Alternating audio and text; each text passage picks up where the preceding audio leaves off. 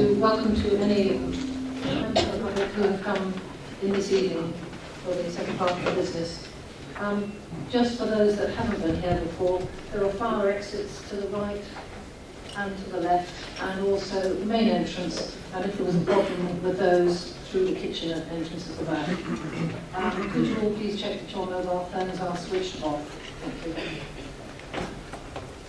We are here to consider the application number 3/13/0075/OP, and we'll have the introduction by Kevin Stepford. Thank you, Chairman. Welcome back, everybody, to the reconvened committee. Before the committee debates the proposals in front of it tonight, I'm just going to run through in a fuller summary of the detail of the proposals. Members will have in front of them the report that was produced by planning officers and published last week. In addition to that, members also have a summary of additional representations that have been received subsequent to the publication of the report. That summary, for the benefit obviously of members of the public here who don't have a copy of that, that summary summarises further representations that have been received up till 12 noon today.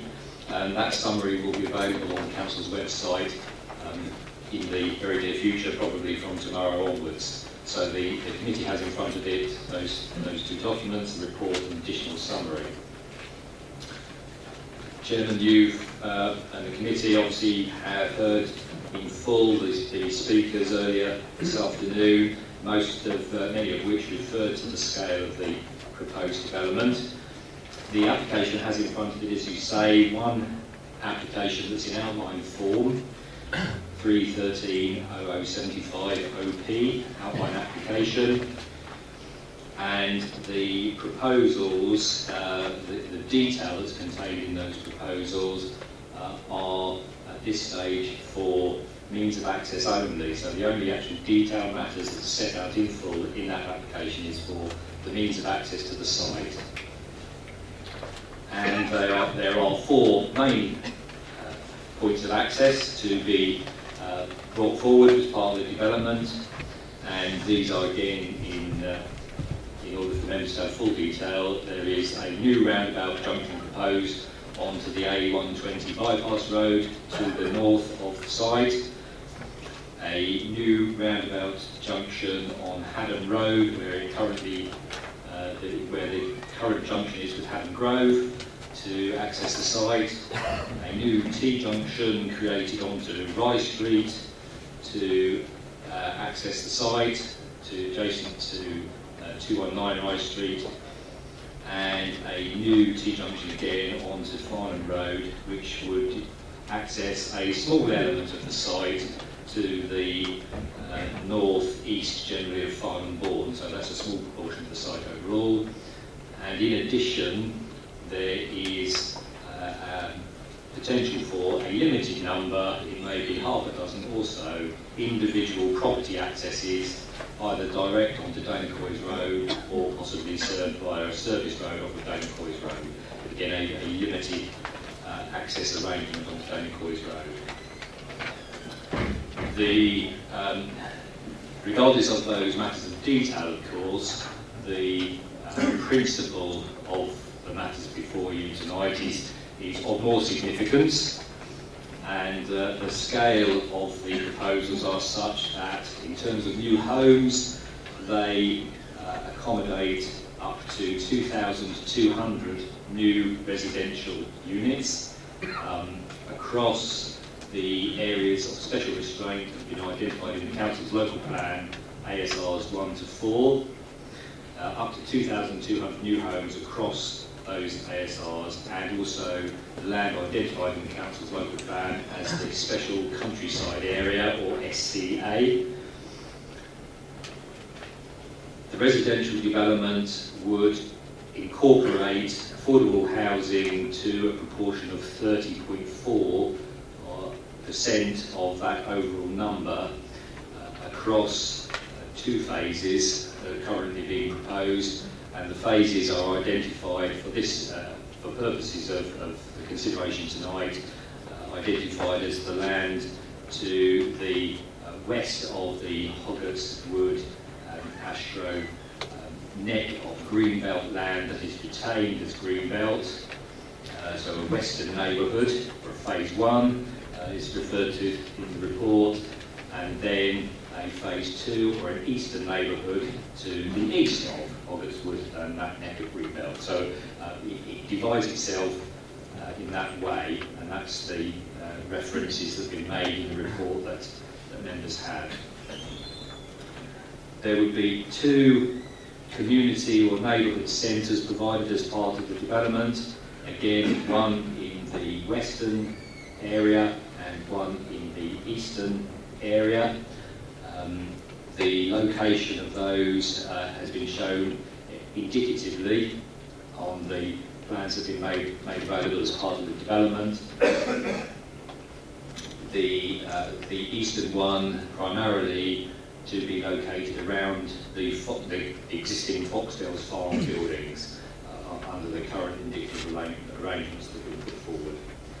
The eastern one would be the larger of the 2, and the western neighbourhood would be smaller in the area that's closer to, of course, the current retail and community provision on the Bishop's Park site south of Haddam Road. The proposals contain education provision. The current arrangement as part of the development proposes the provision of primary education of in total up to 4 forms of entry. Form of entry, of course, being like a standard unit of education provision, a classroom of 30 pupils. And Chairman, we will go into further detail when the committee comes to debate education issues, but for the purpose of this introduction, the current arrangements are, again, for a 1-form entry primary school to be located in the western neighbourhood, western phase, and a 2-form entry primary school which has the capacity to increase flexibly up to 3 forms of entry in the eastern neighbourhood, giving you the total 4. Again, as I say, we'll come back to further detail on education provision in relation to primary provision when we get to that part of the debate. Secondary provision, Chairman, is made in the form of, and again there's options here, the current arrangements are that there will be an arrangement that enables land to be provided within the site for secondary education provision, and also funding provided to the County Council to secure the actual development of the physical construction of the buildings, so schools, and laying out the land obviously for education. I should say, of course, that in relation to primary education, there is also funding provided for the provision of the actual buildings and laying out of land. In relation to open space and sports facilities, the Greenbelt neck of the land, Greenbelt neck that runs through the site, Hoggarts Wood, Ashgrove, Danecoys Meadow, is acquired by the developers and made available for access as appropriate. Some of that land is of wildlife interest, and as a result, managed access is appropriate for parts of the land. Different forms of access are appropriate for different areas of the land. But together with smaller areas of the site, also around the Farnham Bourne watercourse, there's up to 58 hectares of open land provided for informal access and some formal provision within the site. We heard earlier references to formal sports provision, and the proposals include the provision of 2 pitches and a pavilion facility to be provided on an area that's been named tentatively at the moment as Hoggett's Park, but land being to the west of Hoggett's Wood.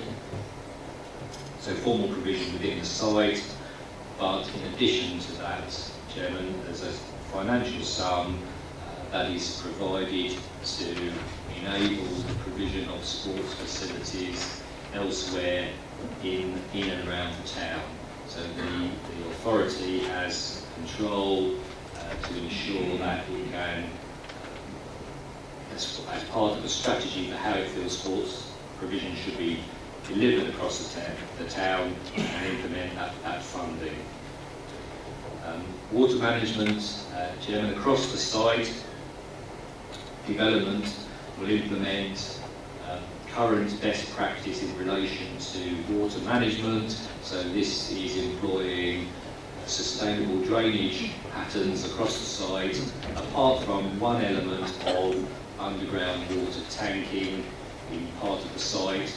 That's required as a result of the topography, Chairman. So it's not been possible to implement fully across the site sustainable drainage solutions. They are being implemented to a considerable extent across the site in accordance with the best practice, and also to meet the requirements of legislation which is anticipated will be introduced within the next year or so in terms of sustainable urban drainage and requirements of the new regulatory authority, which is likely to be the County Council in this case.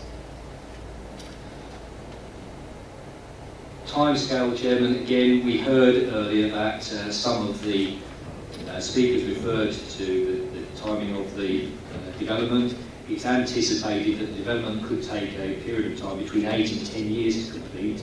It is a very considerable development for the town, and not one that is likely to happen overnight or any short timescale provision. 8 to 10 years is the timescale that's currently being anticipated. Because of the very significant, very lengthy nature of the timescale of development here, the proposals include the ability for the council to review and revisit financial and viability considerations through the course of development. This is most unusual in terms of its scale of development for the district, and our usual approach is that viability assessment takes place prior to a development coming forward, and unless there are exceptional circumstances, the development proceeds or does not proceed if the council doesn't support it as agreed. In this case, because of the very long-term nature of the proposals, the ability is drawn into the legal agreement that's proposed to enable reassessment of viability issues as the development proceeds. And Chairman, touching on viability issues, members will have in the report at the essential reference paper A, a table set out for them, and given the extensive detail of the provisions to be secured through legal agreement, it's set out in a table in this way rather than a standard written format, but there's considerable detail there for members to consider. But the table sets out for you at this stage in full the arrangements to be employed and the financial contributions to be secured to ensure that the impact of development is mitigated, Chairman. And I just want to just initially highlight a few of those for the committee. Members will see on page 129 where the monetary obligations are set out, that we have there the lower part of the page there is for highways and transport contributions towards, there was reference earlier from the speakers to travel planning and smarter choices and other mitigating measures to offset the impact of additional traffic and travel patterns. There's a sum there of £3.2 million.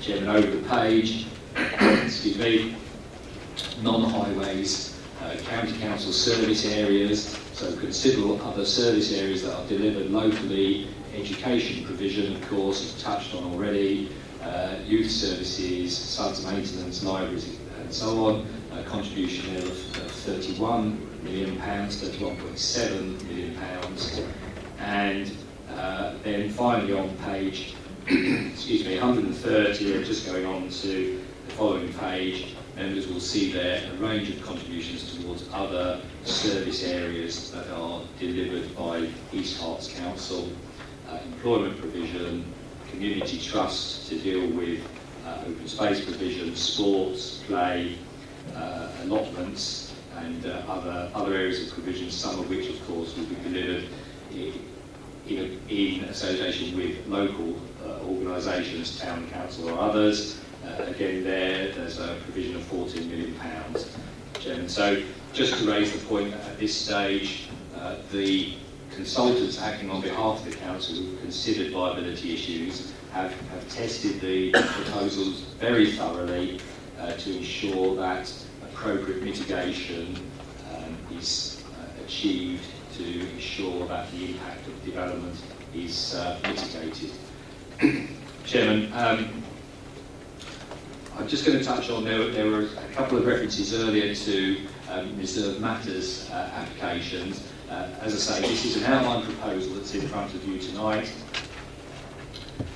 There is detail in the report of the further applications that are outstanding, and these are three further outline applications, in fact, one of which relates to this site. The applicants have lodged with the council a further outline application, but it's of a hybrid form, which contains details of the first phase. Not before the committee tonight, but Chairman, that is further information that will come forward to the committee in due course. And members have already been referred to, of course, ASR 5. That's an area of land, again, outside of this current proposal, that does form part of the ASRs to the north of Bishop Stortford. And there are two outline applications lodged with the council in relation to that site, again, which will be coming forward to the committee separately. Not a matter for consideration tonight, but members can be aware of them. Chairman, with the detail of the proposals in front of members, I anticipate that the most appropriate way for members to deal with the issues tonight is to have a structured debate along the subject areas set out in the report. But Chairman, I'm going to hand back to you first now, because I believe we certainly have at least one local member who is not a committee member who wants to speak on the proposals. Thank you very much, Kevin. Councillor Graham Andrew, would you like to speak now? Thank you, Madam Chairman. Councillor Graham Andrew, District Representative for Soberleys. Could I, first of all, thank all the speakers that have spoken from 4 o'clock to 6 o'clock, and the way they put their points across so eloquently, and also for everybody listening and being very quiet when everybody spoke, and thank you for that. Madam Chairman and members of the Development Management Committee, thank you for allowing me to speak this evening on the proposed development of the ASRs 1 to 4. I am against the proposals for two reasons. One, education. I'm not going to touch on education because that's already been done by John Bradford and John Rhodes. I'm really going to give a bit of a summary of what was said this afternoon and focus the minds on the Development Management Committee. Due to the scale of the planning application in front of you this evening, there, as you are aware, are a large number of areas that this development will have a lasting impact on. Firstly, there is the ripple effect that will have an impact on the rural areas surrounding the development and beyond. For example, increased traffic from Bishop Stortford through to Much Haddon, the twisted country lanes, and the village itself is at most times today down to one lane and difficult to manoeuvre through. Increased traffic through Almonds Green, and Peregrine, which are already used as rat runs to Harlow. Congestion in the Little Haddon Lights will be greater with additional queuing. Much closer to the development site, there are a number of areas that you need to focus on and satisfy yourself that they are adequate or right for the area. All are well documented in the application document. They are, in no particular order, the proposed new roundabout at the Haddon Road, the new roundabout on the A120, the entrance from High Street to the new development. Moving on to material planning considerations, reference 8.7.51. The highway's impact of Bishop Stortford North is the overriding concern of the public. They perceive, and maybe that word should be experienced, but they perceive Bishop Stortford to be congested at peak times already. And they identify a number of critical locations where delays will only increase with the new development and safety may be compromised. They are critical of the modelling of Bishop Stortford North traffic and do not trust the outcomes, including the performance of proposed new accesses into the site. They are sceptical about the reliance on mitigating the effects of Bishop Stortford North by encouraging modal shifts from the private car to buses, walking and cycling through travel planning and campaigns. They suggest that later phases of the development should be held back if travel plan and smarter choices targets are not met. Bearing the above in mind, adequacy and robustness of the transport assessment is a material consideration. Ask yourself or the professionals at hand, could the transport assessment be inadequate and prejudices the decision-making process? Is there flawed methodology in assessing travel plan benefits? Assessment of severity, residual cumulative transport impacts, are they severe? Has there been sensitivity testing of the travel plan assumptions? The development will cause significantly adverse impacts to local roads in and around the town centre, including Hawkville Junction, which is an air quality management area. As we all know, East Herts has higher car ownership rates than elsewhere in Hertfordshire, and travel by car dominates local travel patterns. The traffic impacts of the proposed development are being materially underestimated because of the assumed car trip reductions used to model the effect of both smarter choices in the town and travel planning for the development.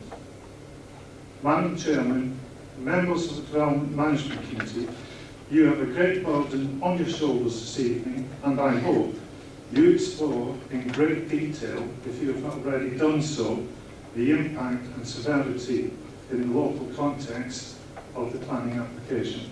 Thank you, Madam Chairman. Thank you very much, Councillor Kendall. I'm going to hand back now to Ken.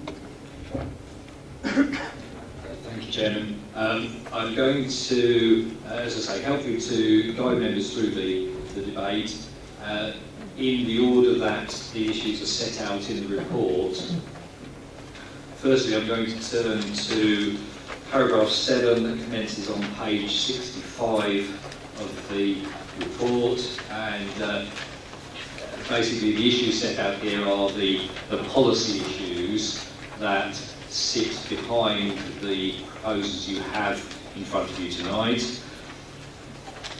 Chairman, members will be entirely familiar, of course, with the Council's local plan adopted in 2007, and the local plan indeed forms part of the development plan. The law requires us, when we're making a decision on the planning application, to have regard to the development plan and then to any other material considerations. We're required to determine planning applications in accordance with the development plan unless, of course, material considerations indicate otherwise. Chairman, I think it might be helpful first just to draw again on the policy base that is set out in the Council's local plan, and members will know that the sites were the land which comprises Bishop Stortford North sites was identified as land allocated for future development in the 2007 local plan. And a number of policies were applied to it, BIS 1, BIS 3, BIS 8. And those policies refer to ASRs 1 and 2, BIS 1 refers to ASR 1 and 2, what largely here comprises the western phase, western neighbourhood. And the policy indicated that development could be brought forward after 2006 to satisfy local need and airport-related need. Chairman, so we had there a policy that does support development on that side subject to identified need. I'll come back to the question of need shortly. Chairman, ASRs 3 to 5, policy BIS 3, in that case indicated that those sites should be brought forward through a review of the plan and when needed, identified as needed for development. BIS 8 related to the special countryside area and again said that the status of the land would be reviewed in the event of a strategic planning need through a review of the local plan. So Chairman, you have there one area of land for which our current local plan policy supports bringing land forward for development subject to need. Two other areas, effectively the eastern part of the site, where the policies talk of strategic need and review of the local plan. We are in the process of reviewing the Council's local plan. Members will be aware, and the what will be called the East Herts District Plan is coming forward to a first consultation stage early in the new year. However, of course, at this time, it hasn't been released for consultation, and we can give no weight to the emerging document. We can give weight, of course, we can assess the evidence base that is being produced to support the delivery of that new district plan. And part of that evidence base is, of course, the Council's regular annual monitoring reports. Annual monitoring reports refer to the delivery of housing across the district in the forthcoming 5-year periods, the 5-year supply issue, and again members will be familiar that the authority is not currently able to demonstrate 5-year supply of land for housing against the targets that have been established in accordance with the former regional plan, now revoked, of course. So, Chairman, we are in a position where we're unable to demonstrate 5-year supply of land. So, in relation to that first policy position, the need, there is an issue of need that we need to address. Chairman, following that, of course, members will know that the NPPF came into force in March of 2012, and the NPPF sets a new range of criteria and has at its heart a presumption in favour of sustainable development. And for decision makers, it says this means that where the development plan is absent, silent, or relevant policies are out of date, granting permission unless, and there's caveats, adverse effects, adverse impact of doing so would significantly demonstrably outweigh the benefits when assessed against policies in the framework or specific policies prohibited, restricted. Chairman, our local plan is out of date. As I say, it was adopted in 2007, runs through to 2011. Our policies for housing and land supply are out of date because we're unable to demonstrate a 5-year supply. So, Chairman, the conclusion in relation to the policy basis is that although the starting point, of course, is the local plan and the development plan and the policies set out in it,